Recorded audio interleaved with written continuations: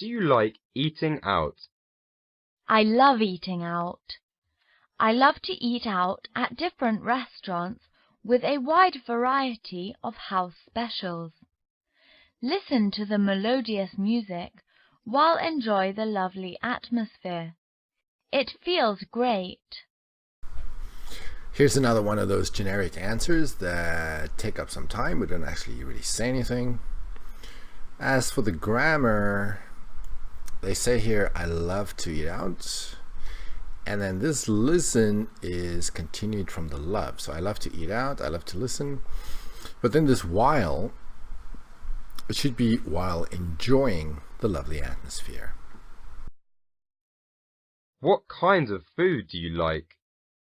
I am so addicted to all kinds of spicy food, and I can never resist the temptation from hot food like hot pot and hot hot hot. They never fail to make my mouth water. Besides, I have a sweet tooth as well.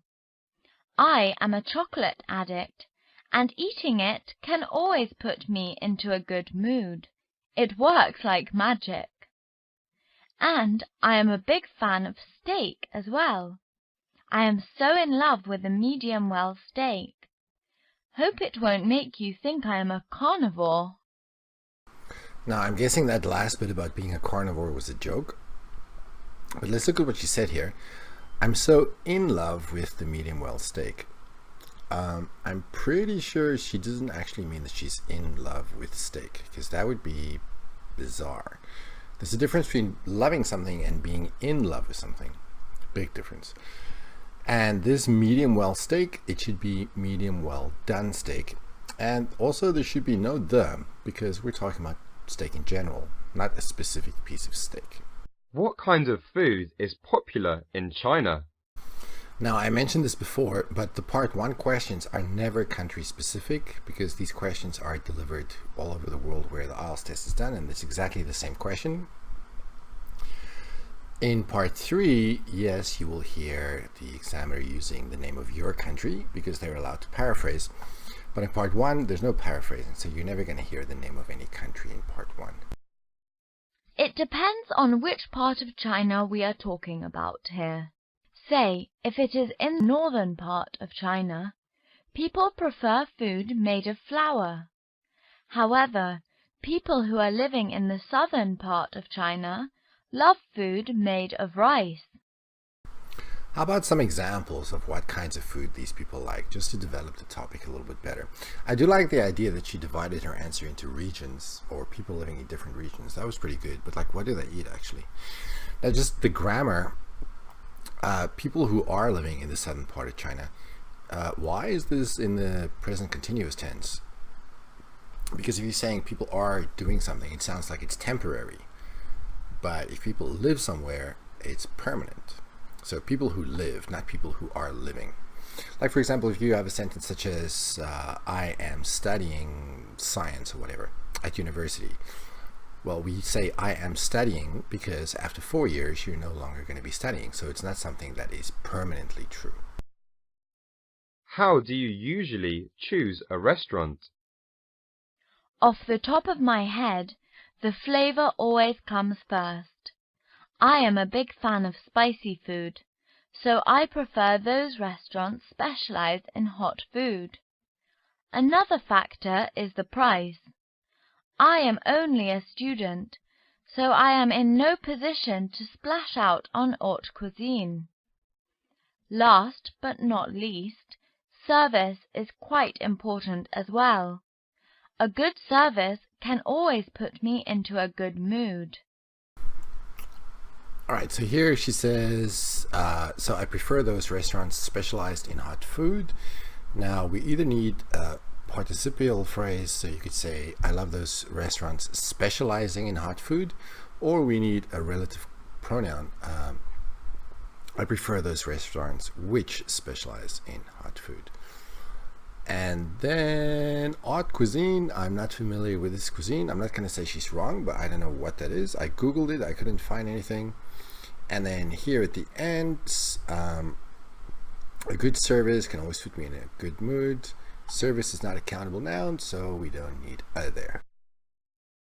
Do you like to eat alone or with friends or family? I prefer eating with family to eating alone. The time I eat with my family is the precious time which can't be measured in terms of money. And it is also a good way to bond with my family. Besides, the whole family eating together thing is a kind of Chinese tradition. Family chat, drink, while enjoy food together. Everything seemed to be going well up until the last sentence. This family, is it your family, families in general? We need either a pronoun or an article there, so the family or my family or something like that. And then again, they seem to be able to be having trouble using the correct verb after, or the correct verb form after while. So it should be while enjoying. Which is the most important meal during the whole day? Breakfast, lunch, or dinner? I think breakfast is the most important meal during the whole day. No one can deny that a highly nutritious breakfast can keep people vigorous for the whole morning. Do you love to try some new food that you have never tried before? Actually, I love to. I mean, why not?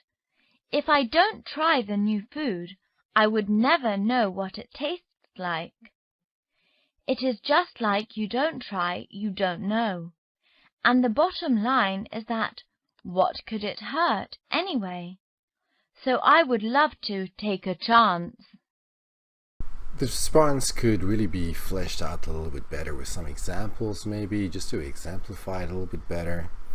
But let's look at the grammar. The question asks, do you? So they're asking about your habits. And right at the end, she says, so I would love to. Now, would is used for hypothetical situations, not to describe habits. How to have a healthy and balanced diet? Rule number 1. Try to eat more vegetables and fruit which are rich in vitamins and minerals.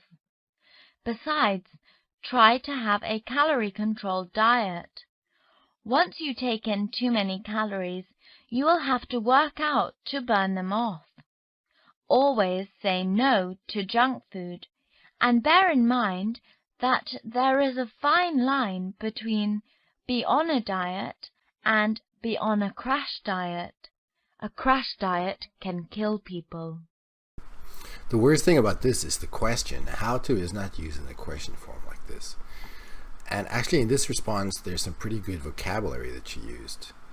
Like, for example, calorie-controlled diet, take in calories, work them off, burn them off, out to burn them off rather.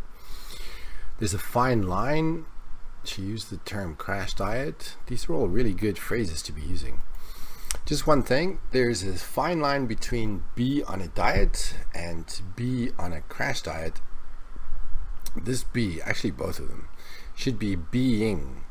There's a fine line between being on a diet and being on a crash diet. But other than that, it's pretty good. How to keep fit? Speaking off the top of my head, it is to work out regularly, like do some outdoor activities or go to a gym to get in shape. Another effective way is to have a healthy and balanced diet.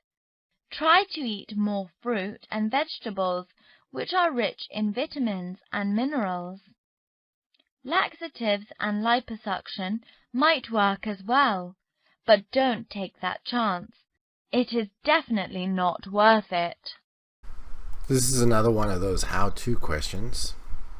So same comment as before about that. Now the question about keeping fit, there seems to be a little bit of confusion among many students about what it means to be fit. They seem to think that being fit has to do with whether you are fat or thin. But being fit has to do with how much exercise you can do. For example, if you're able to run for a long time or something like that. So here she brings up laxatives and liposuction. Laxatives and liposuction are not going to help you be fit. They might help you to be slim. Being slim and being fit are not the same thing. Do you love cooking?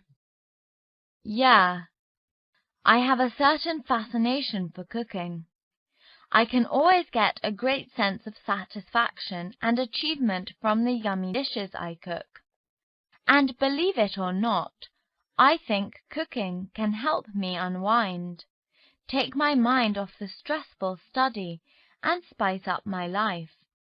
And I'm not exaggerating. It can even cultivate my temperament. You know, it is always romantic and sweet cooking scrumptious dishes and having a candlelight dinner with my love. Where do people usually learn cooking? From cookery books or cooking TV programs? I think people prefer TV programs to cookery books. Cookery books can only show people the recipes, ingredients, and cooking steps in words. However, cooking TV programs can give the audience audio and visual instructions, which are much more welcomed by those housewives. There's nothing too much wrong with that, except that those housewives, which housewives, and does she mean that only housewives cook?